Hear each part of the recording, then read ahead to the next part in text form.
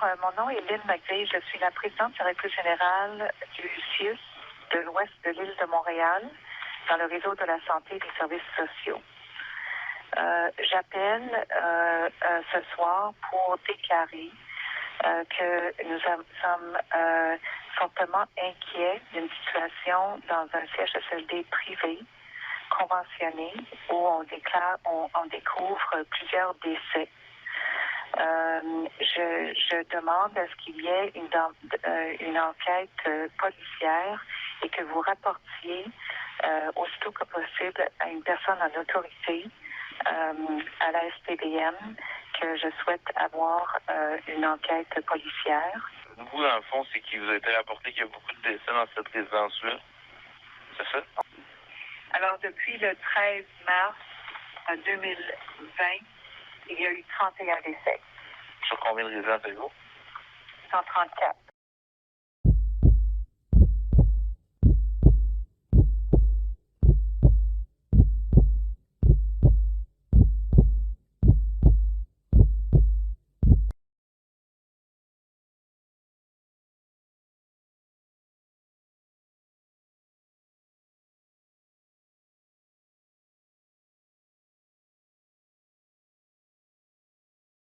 Il n'y a pas personne qui a subi des conséquences négatives de ces transferts. Les médecins ont eu beau sonner l'alerte, les familles ont bien pu dénoncer la stratégie. Transférer les patients des hôpitaux vers les CHSLD était la chose à faire, selon le premier ministre. C'est ce qu'il fallait faire pour accueillir éventuellement la vague qui viendrait suite à la COVID-19. Il fallait être préparé pour le pire scénario. Mais un aspect a été sous-estimé, selon le docteur Arruda. Ce sont des porteurs asymptomatiques et des gens qui n'ont pas de symptômes ou très peu et qui sont contaminés. C'est arrivé dans les CHSLD, mais si ces patients-là étaient restés en milieu hospitalier, je vais vous dire une chose, il aurait pu avoir des travailleurs de la santé qui auraient été infectés et qui les auraient rendus malades. C'est inconcevable, c'est une catastrophe.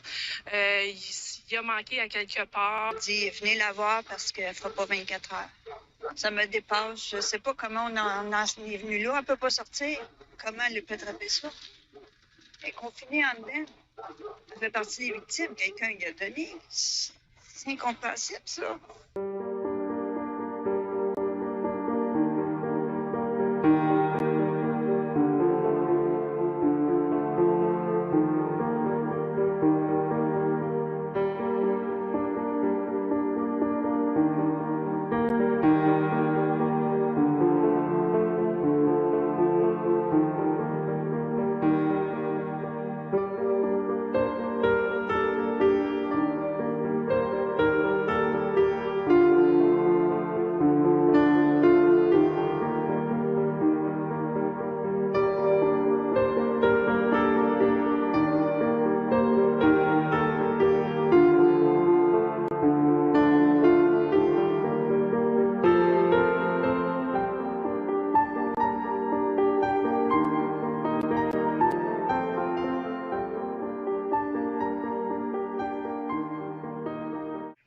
Il est 3h30 du matin.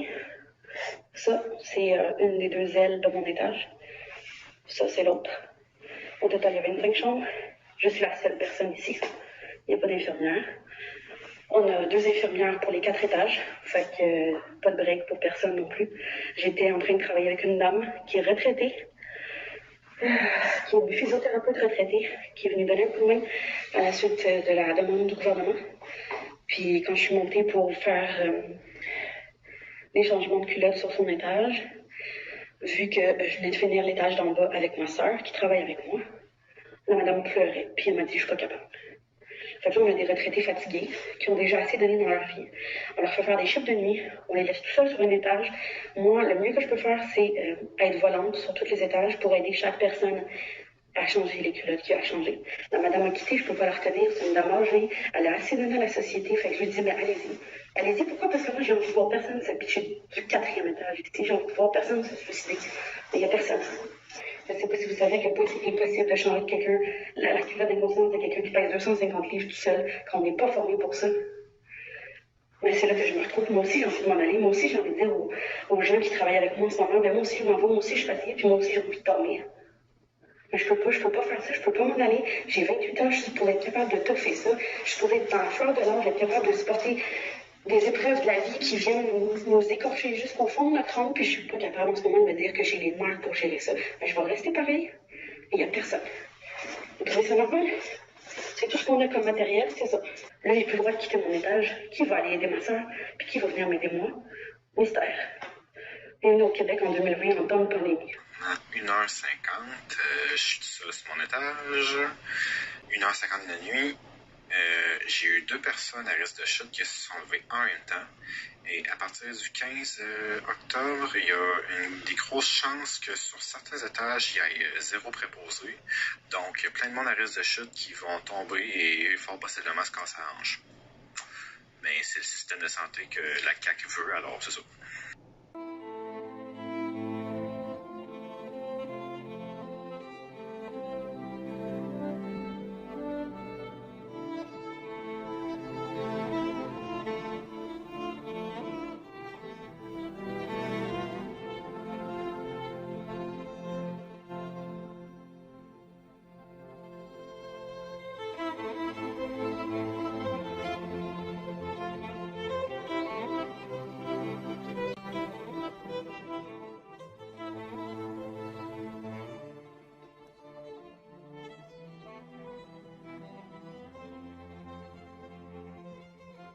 C'est-à-dire que personne n'a pris en charge. Que ce soit le ministère ou que ce soit les propriétaires ou que ce soit le CIUS. Tout le monde s'est écrit. Il y a eu beaucoup de courriels qui sont passés, mais pendant ce temps-là, des gens mouraient. Il y avait des gens qui étaient déshydratés. Il y a des gens qui étaient dans leurs excréments, puis on n'a pas besoin de revenir là-dessus. Fait que ça, à part égale, tout le monde a fait.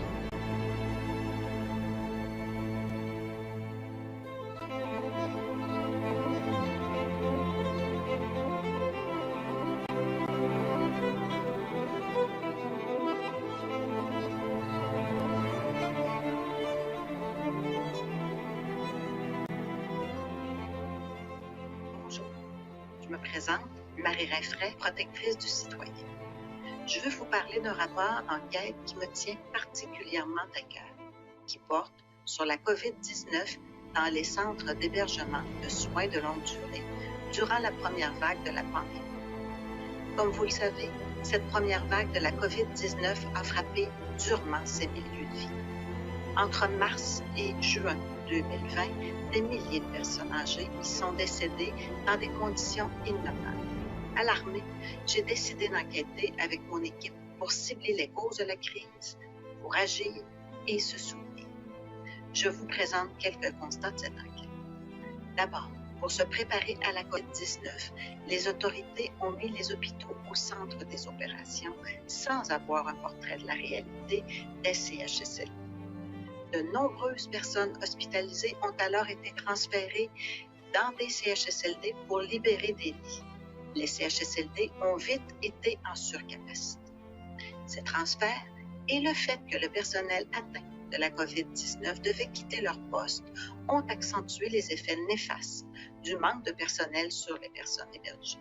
En plus, le personnel n'avait pas le matériel de protection nécessaire ni les réflexes en matière de protection et de contrôle des infections pour freiner la propagation du virus. Enfin, les autorités ne pouvaient pas compter sur des informations complètes et à jour pour la prise de décision. Maintenant, que faire pour éviter qu'un tel drame ne se reproduise? Dans notre rapport, nous faisons 27 recommandations au ministère de la Santé et des Services sociaux. Elles misent sur des solutions réalistes, ciblées, durables et innovantes. Je vous invite à lire notre rapport pour en apprendre davantage. Je termine en vous assurant que mon équipe et moi ferons un suivi serré de nos recommandations. Je vous remercie de votre intérêt.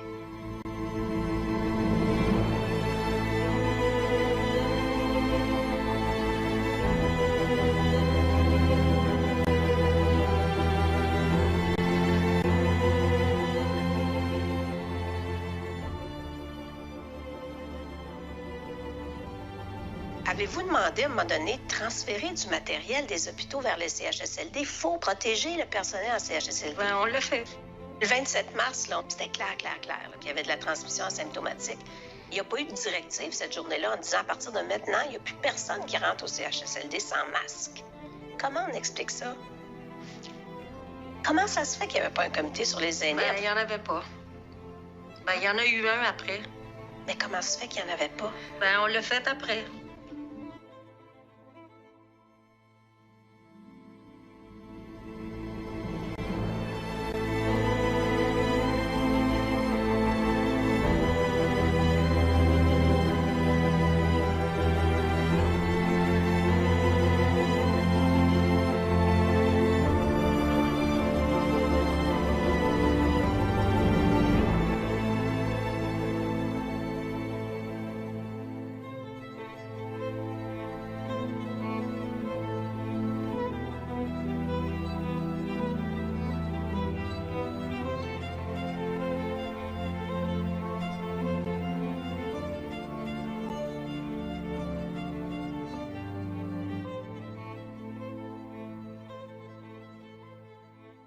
Girard Gros, Madame Mécan 5.